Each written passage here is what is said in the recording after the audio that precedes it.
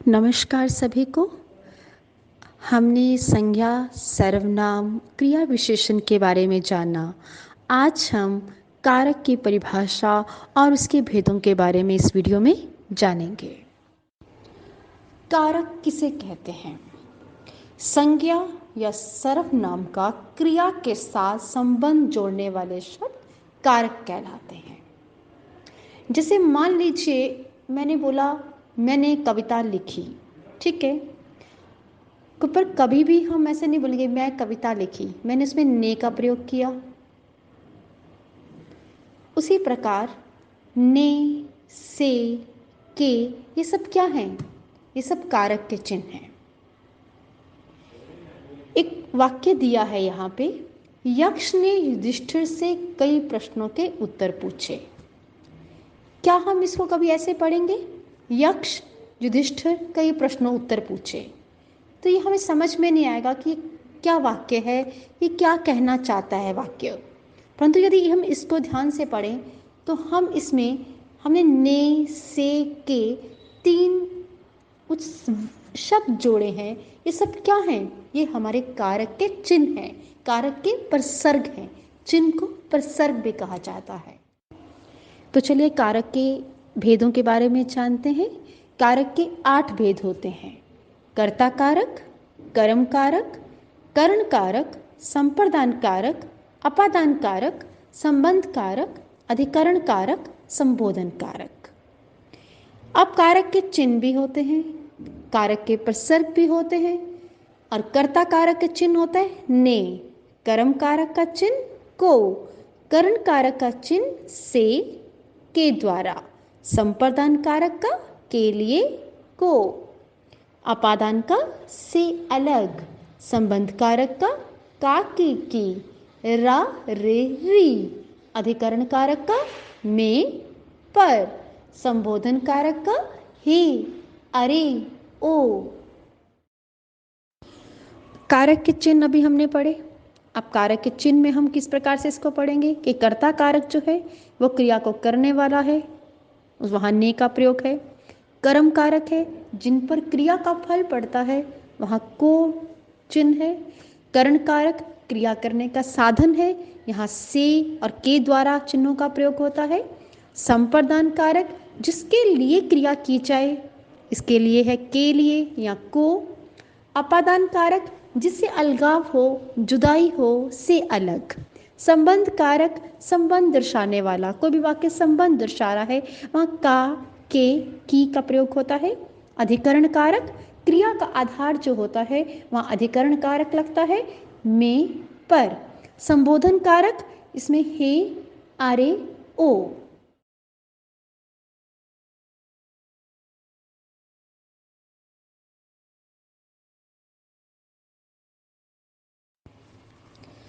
आइए हम आज पढ़ते हैं कर्ता कारक। जिस रूप से क्रिया के करने वाले का बोध होता है उसे हम कर्ता कारक कहते हैं। कर्ता का प्रसर्ग अर्थात चिन्ह जो होता है वो ने होता है। ने चिन्ह का प्रयोग भूतकाल में अस्कर्मक क्रिया के साथ ही किया जाता है। वाक्य की क्रिया के साथ किसने और कौन लगाकर प्रश्न करने पर जो उत्तर आए वो कर्ता कारक कहलाता है। आइए कुछ उदाहरण से जानते हैं कैसे। अजय ने हॉकी खेली, अजय ने हॉकी खेली। यहाँ हमने क्रिया से प्रश्न पूछना है, किसने लगा के, किसने हॉकी खेली? अजय ने। दादी माँ रामायण पढ़ती है, कौन रामायण पढ़ती है? दादी माँ रामायण पढ़ती हैं।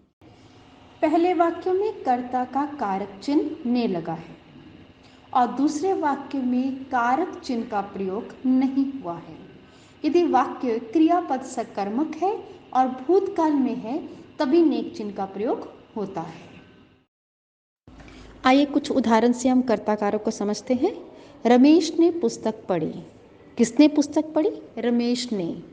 तो सुनील खेलता है, कौन खेलता है? सुनील खेलता है। कौन उड़ता है?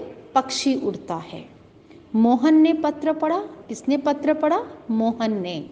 सोहन किताब पढ़ता है, कौन किताब पढ़ता है? सोहन।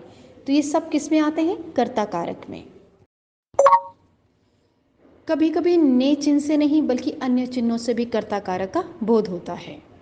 अजय ने पुस्तक पढ़ी, अजय से पुस्तक पढ़ी गई। यहाँ पे से लगा है परंतु भूतकाल का वाक्य है। अजय बहुत से काम करता है।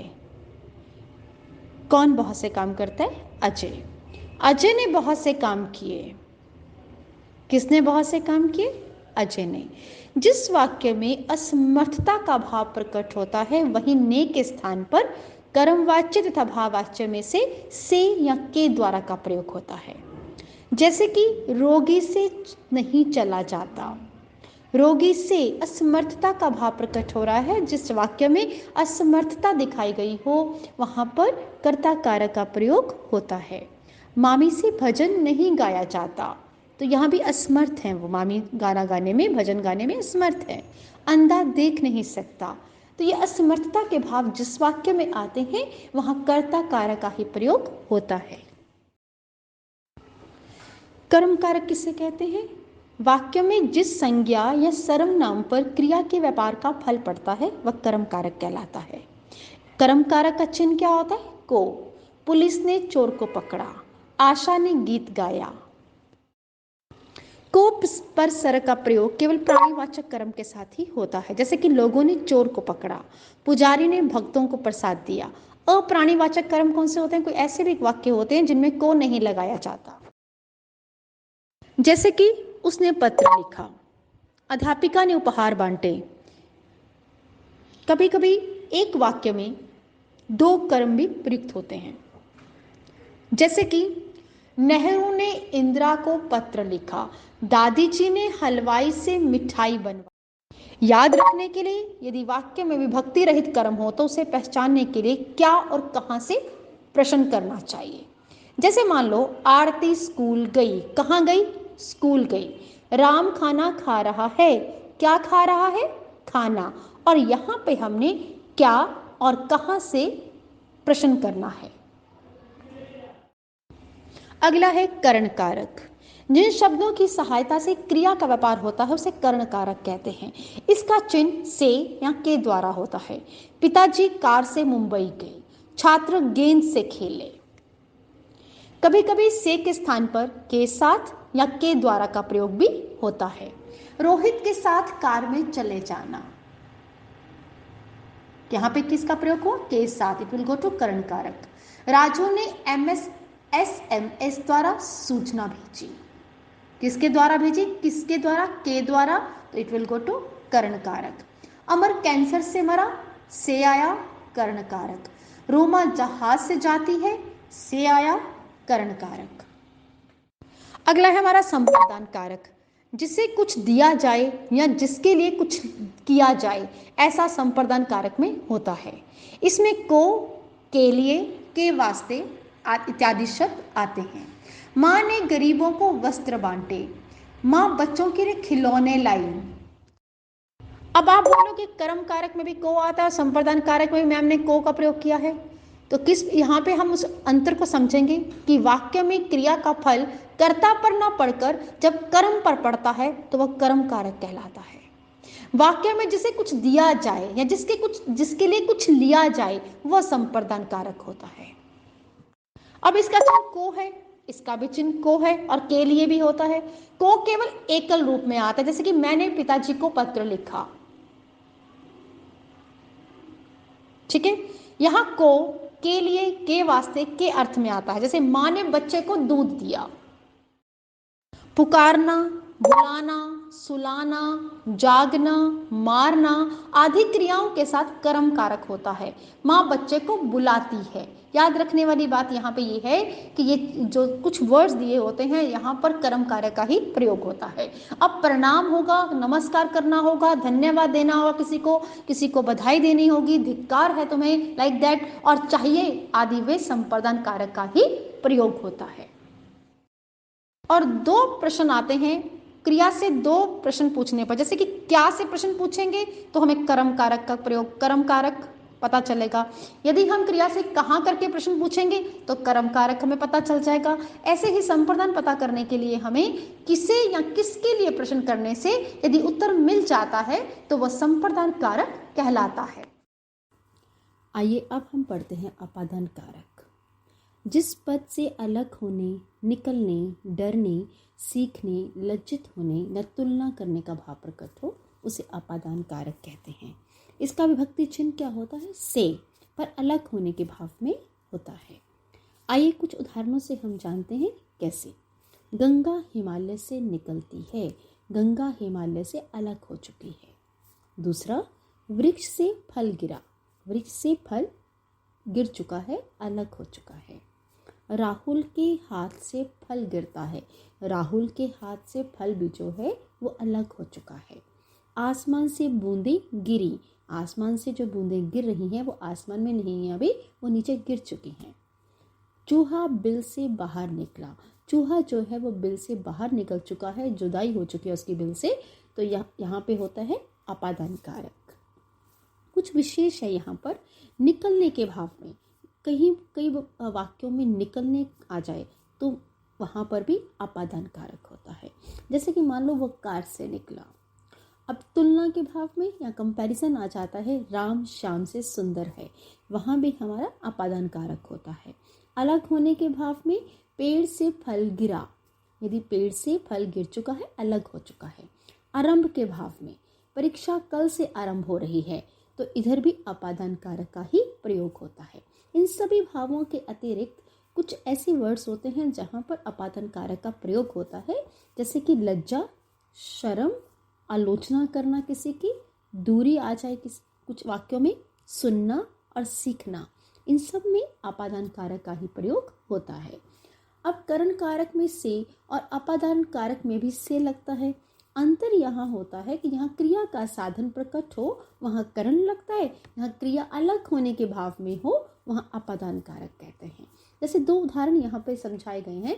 जैसे वह कार से चंडीगढ़ गया, तो इट इज कॉल्ड करण कारक।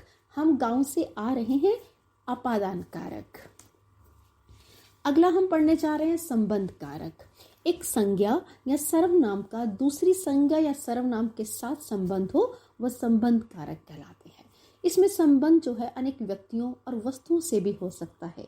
इसका चिन्ह है का, के, की, रा, रे, री, ना, ने, नी। जैसे कि उसकी कलम बहुत सुंदर है, यहाँ उसकी लगाए तो इसे संबंध कारक। यह मेरा घर है, रा, ये मेरा घर है, ये संबंध कारक। अपना काम करो, संबंध कारक। विशेष यहाँ पे ये है कि इसमें शरीर के अंग, रिश्तेदारी कहीं आ जाए, अधिकार की बात हो जाए, मूल्य की बात हो, सब में संबंध कारक का ही प्रयोग होता है।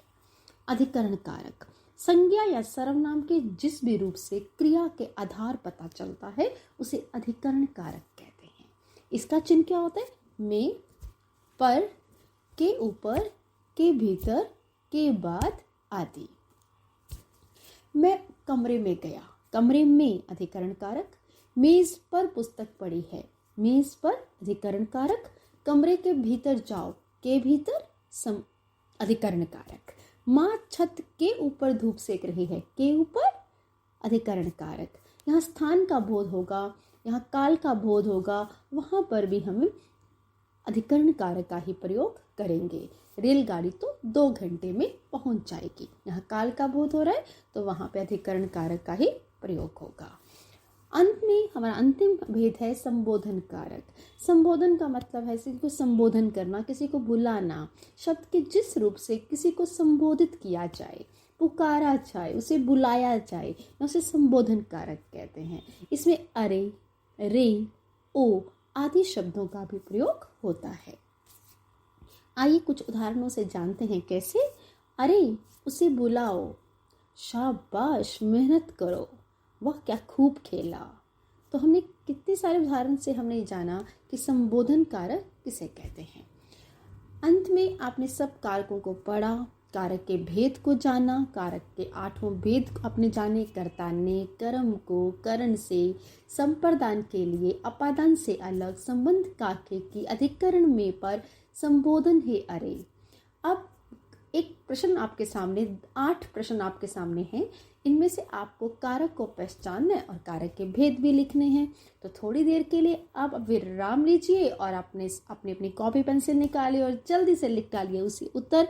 और इसके सही उत्तर जानने के लिए अगली स्लाइड में जाइए और आपको सही उत्तर अपने में से देखिए कि कौन सा सही है कौन सा गलत, और अपने आप का स्वमूल्यांकन कीजिए। तो इसी के साथ मेरी ये वीडियो